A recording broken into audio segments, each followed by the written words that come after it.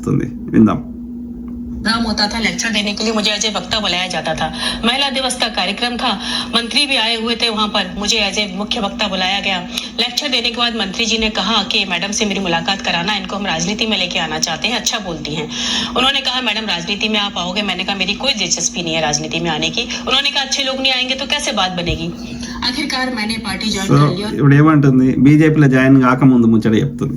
ఈమె ఒక ఈవెంట్కి పోయినప్పుడు అక్కడ మంచిగా మాట్లాడిందంట. మాట్లాడితే అక్కడ ఉన్న లోకల్ లీడరు వాళ్ళు ఏమన్నారంటే, నువ్వు మంచిగా మాట్లాడుతున్నావు, నువ్వు రాజకీయాల్లోకి వస్తే మంచి మార్పు తేగలుగుతావు అని అంటే, నాకు రాజకీయాల మీద ఇంట్రెస్ట్ లేదు అని అక్కడ ఆగింది.